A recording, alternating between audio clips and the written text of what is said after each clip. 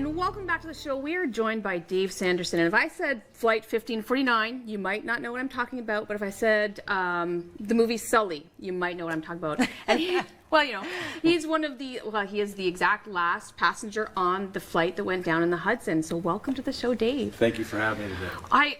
I'm so excited. I don't even know where to begin. We would love to hear your story and about your experience, about how you've turned such a crazy experience into something so much more, and how you're inspiring everybody else. Well, I'm honored to be here. It's, you know, I wasn't supposed to be on that plane. That's the start of the story. Wow. I was scheduled on the 5 o'clock flight.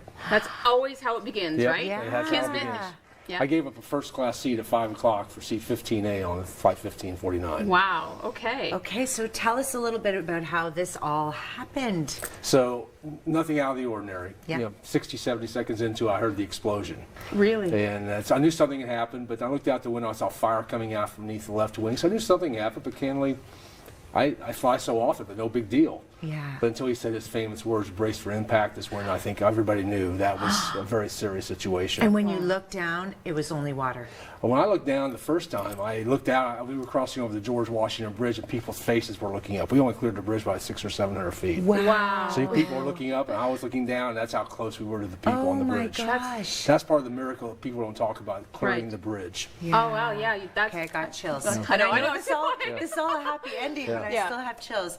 So the impact in the water, a lot of people would be flight, take care of yourself. You Right. did not do Fight that. or flight, right? Yeah, fight or flight. Well, that was my game plan. My game Yeah. plan was get to the aisle, get up, and get out. But then Yeah. I heard my mom talk to me, who had passed away in 1997. And she said to me, if you do the right thing, God will take care of you.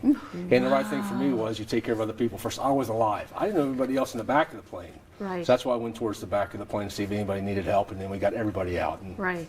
Wow. And how Not many, many. like, I mean, I know I've seen the story, and I'm trying to visualize. So you're in flight, you're in row 15. So Right. you've got this many people ahead of you, this many people That's right. behind you. Now, how many doors were able to open? Because you read about it when you get on the plane, and lots of people fly all the time, right? And absolutely. when they do the security brief, you're just kind of drone out what to do in a safety situation. But were you really able to hone in on where are those exit points? well, I fly so often, I knew I was behind the exit. Okay. But I talked to the gentleman who opened the door I went out of on the right side. He said he wasn't paying attention. Right. And the flight attendant told him to read the card as they were going down, the Right. final minute.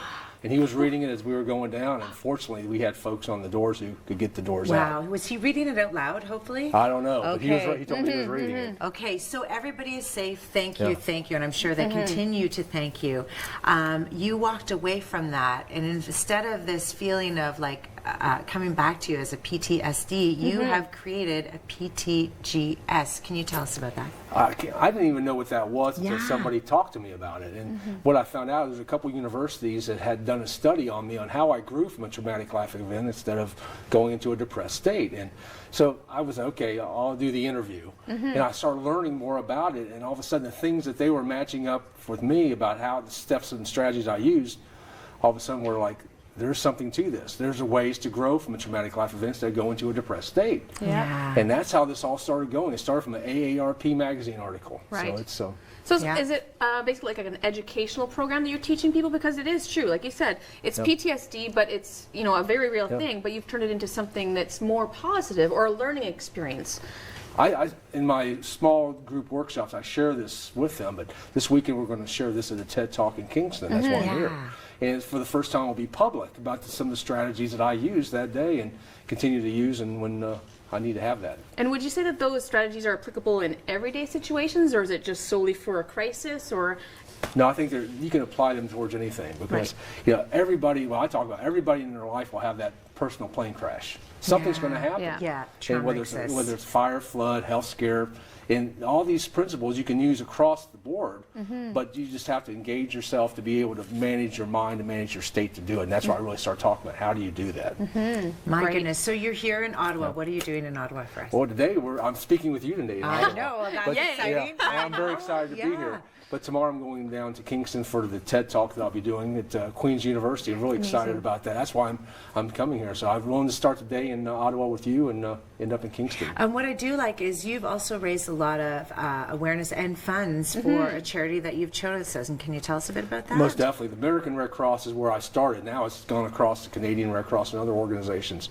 But they were there for me that day and for my family that next day. So I have a very close connection. So I donate, when I do that, donate my time so they can raise much needed funds for people who go through these kind of experiences. Well, that's an interesting angle too. When we don't often think about the family, like often when there is something unfortunate that happens, whether it's an illness or another kind of trauma, we don't really think about the family. We think about the person who's experienced it. So how has all the situation, how's that affected your family? How has the education helped them? Well, what's interesting is the movie Sully brought that out to my wife. We were going through a similar situation as Captain Sullenberger's wife was. And you see it play out in that movie, how she was getting, you know, with the media, and the media was sort of coming to her. And my wife had the same experience. So they, it took them a little while to get through this. It affected probably my wife the most, because she was, before she even got home, the media was already in our house. Just like in the movie with Lori Sullenberger. Wow. So she had to deal with the media, she had to deal with the questions, and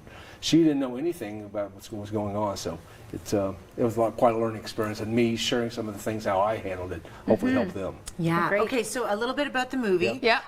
You get to be in the movie, which is fantastic. So tell us a bit about the movie and how that came about. Well, one day I got a phone call. It was on a Tuesday, and it was a producer from the movie. And they said, can you be at this location at 2 o'clock on Friday? Okay. And I'm like, okay, I'll clear my schedule. I'll figure this out. So I show up, about 25 other passengers were there with us. And all of a sudden, Clint Eastwood comes out with the group, right? Wow. He gets us in a circle, and he thanks us for being there and being a participant in the movie, right? He says, I do one take. And then he turned and walked away. And we're also looking at each other like, well, what does that mean? Yeah. Well, I'm like thinking he's 86 years old. He doesn't have time to do a lot of takes. Yeah, exactly. Right? So Absolutely. let's get this thing right. So Okay. I was very honored. We are so excited that you came. We are Absolutely. honored. I'm going to be taking this home and reading it all weekend. I get it after she gets it. Make sure you do follow his career and Yes. everything else moving forward. Thank you so much for joining you for us. having me. Don't go away. We'll be right back with a lot more Daytime.